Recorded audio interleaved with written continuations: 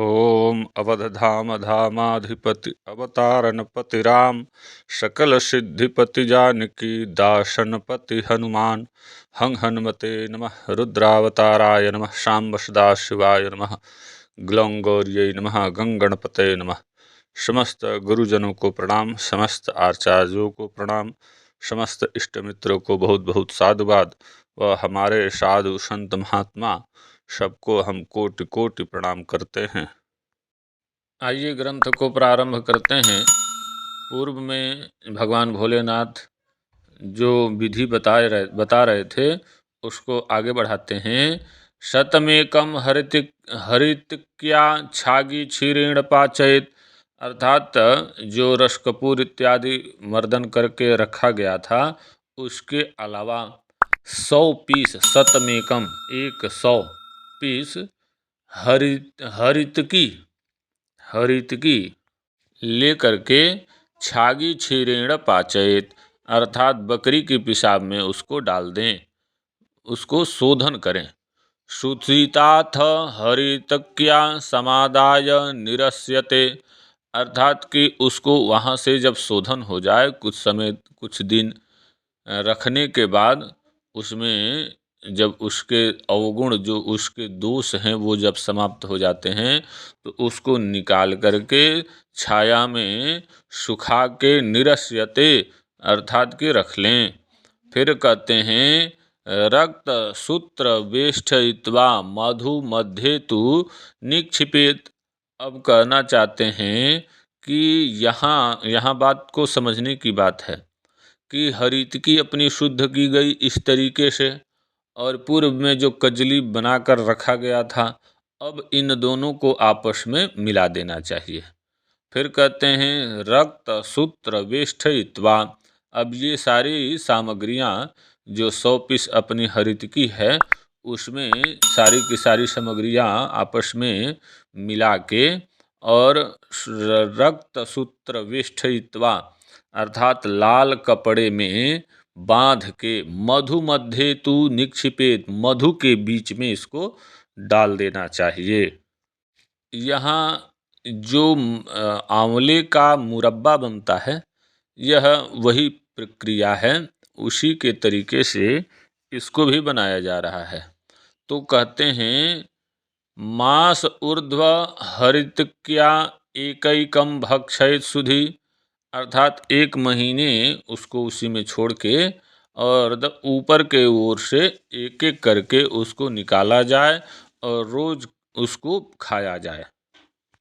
आगे कहते हैं मास मात्र प्रयोगेन सर्वरोगान विपोहति, अर्थात 1 महीने मात्र इसका अगर जो कोई भी इसको बना के इस तरीके से इस विधि के माध्यम से कोई खाता है तो किसी प्रकार का रोग है तो वो समाप्त हो जाता है, निश्चित ही होना है। क्यों?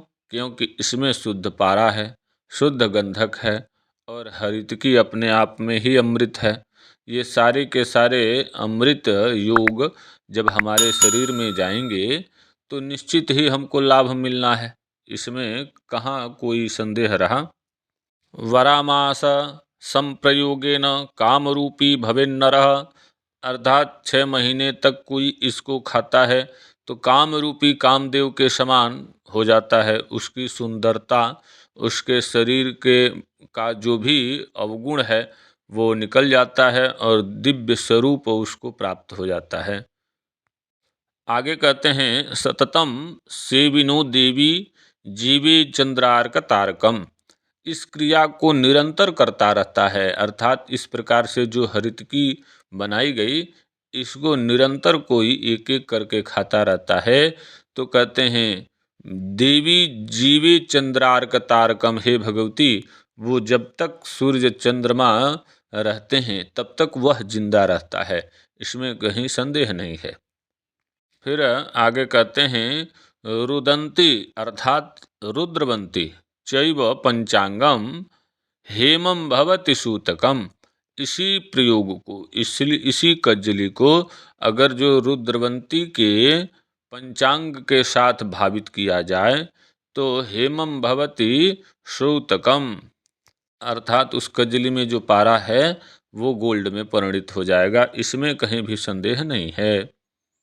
आगे कहते हैं दुग्धेन सहिते पीते केदले गंध के पिबा, अर्थात दूध के साथ में इसी कजली को, इसी परपटी को दूध के साथ में कोई लेता है, पीता है, पिबा जायते स्थावरो देवी नव यौवन गर्भितः, अर्थात वो युवा हो जाता है, वृद्ध भी है तो युवावस्था को प्राप्त कर लेता है।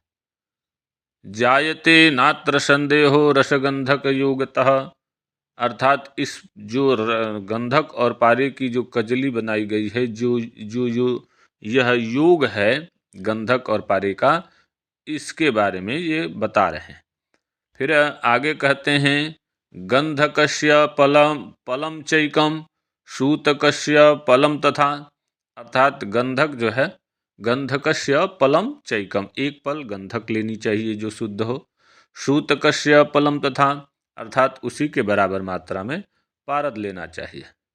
फिर कहते हैं कृत्वा कज्जलिका सम्यक, अर्थात उसको विधिवत कज्जली करना चाहिए। कजली का मतलब यह हो गया कि उसको निरंतर काफ़ी समय तक खरल करना चाहिए। कृत्वा कज्जलिका सम्यक सालमली फल मध्यतः, सालमली का जो फल है उसके बीच में, सालमली आप हम तो नहीं देख पा रहे हैं, इसको खोजना पड़ेगा, तो सालमली के फल के मध्य में इसको रखना चाहिए। फिर आगे कहते हैं मासम मासम प्रयुंजित रक्त सूत्रेण वेष्ठयेत, अर्थात मास मास 2 महीने 3 महीने तक इसको, जो कजली बनाई गई सालमली के फल के बीच में रखा गया, उसको 2-3 महीने तक मधु के बीच में, वस्त्र से पहले रक्त वस्त्रेण वेष्ठयेत, लाल कपड़े के साथ में उसकी पोटली बनाई जाए, और निक्षिपेत मधु मध्य तु, अर्थात उसको पुनः जैसे पहले में बताया गया है कि मधु के बीच में उसको डाल दें। निक्षिपेत मधु मध्य तु यावद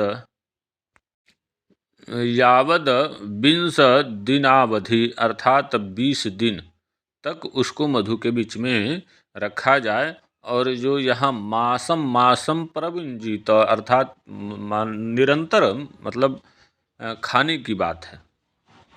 फिर आगे यहाँ तो पृष्ठ जो है समाप्त हो रहा है, आगे पुनः इसको बढ़ाया जाए तो बात समझ में आएगी नहीं, तो अगले पृष्ठ में इसको आगे बढ़ाया जाएगा। सारी की सारी विधियाँ, जितना भी रस ज्ञान है, सारा का सारा हमारे रसाचार्यों ने इस ग्रंथ में उड़ेल दिया है। अगर जो आपको बात समझ में नहीं आती तो इसमें आपका ही दोष है। हमें तो काफ़ी लोग फ़ोन करके बताते हैं गुरुजी जो आपने ये विधि बताई है मैं ये करता हूँ, मुझे इसकी जानकारी है, मैंने फला साधु फला महात्मा फला गुरुजी के माध्यम से यह क्रिया पाई है और इसको मैं करता हूँ। तो जिनके ऊपर भगवान की कृपा हो चुकी है, गुरु के प्रसाद से उनको मिल चुका है, तो वो तो इससे लाभ ले रहे हैं। अगर आप अपने दिमाग को धैर्यपूर्वक इसको पढ़ेंगे करते हुए तो बात धीरे धीरे समझ में आ जाएगी। जिस दिन बात समझ में आएगी उस दिन आप यही कहेंगे कि आज तक झूठ मूठ में हम परेशान रहे। तो अगले पृष्ठ में आप लोगों से पुनः मुलाकात होगी। तब तक के लिए हर हर महादेव।